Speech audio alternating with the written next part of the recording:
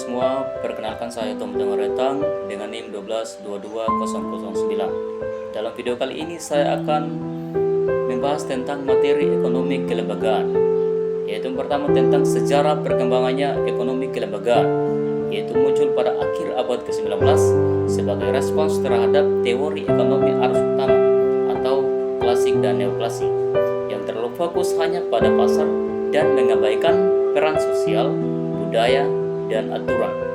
Pada periode sebelum Perang Dunia Kedua, yaitu tahun 1910-an hingga 1930-an, mazhab ini berkembang pesat dan dikenal sebagai ekonomi kelembagaan lama. Sayangnya, setelah Perang Dunia Kedua, popularitasnya menurun karena dunia akademis lebih menyukai model neoklasik yang bersifat matematis dan abstrak.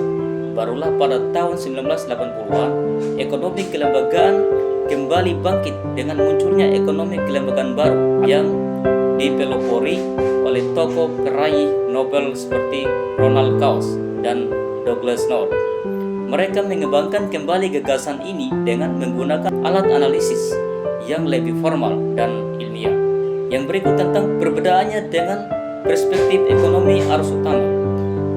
Perbedaan mendasar antara ekonomi kelembagaan dan ekonomi arus utama terletak pada asumsi dasarnya. Ekonomi arus utama melihat pada sebagai mekanisme utama dan menganggap individu sebagai homo economicus yang selalu sepenuhnya rasional dan hanya ingin memaksimalkan keuntungan, serta menganggap lembaga itu tidak penting atau ceteris paribus.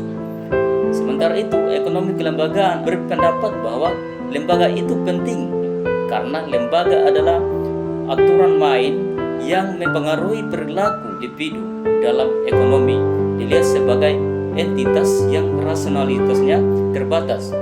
Yang berikut tentang karakteristik ekonomi kelembagaan yang mendukung signifikansi perkembangannya.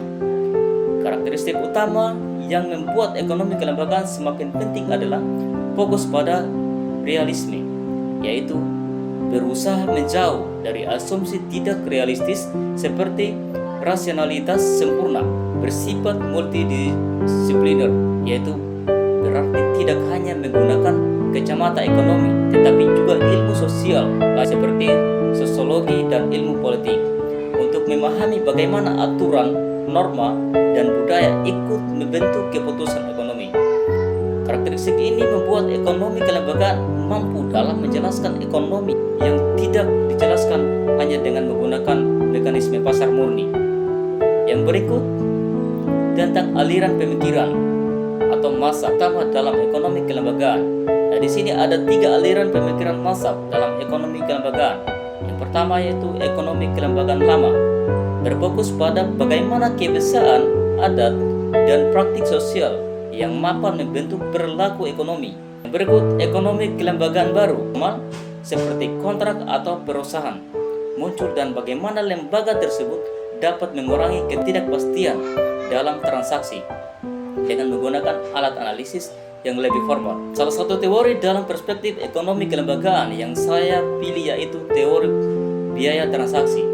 Salah satu teori paling penting dari perspektif ekonomi kelembagaan baru yang dipopulerkan oleh Ronald Coase dan Oliver Wilson, di mana teori ini sangat sederhana karena setiap kali kita melakukan pertukaran ekonomi atau transaksi pasti ada biaya timbul di luar harga barang itu sendiri. Biaya ini disebut biaya transaksi. Contohnya, biaya mencari informasi produk, biaya membentuk kontrak, atau biaya untuk memastikan kontrak itu dipatuhi.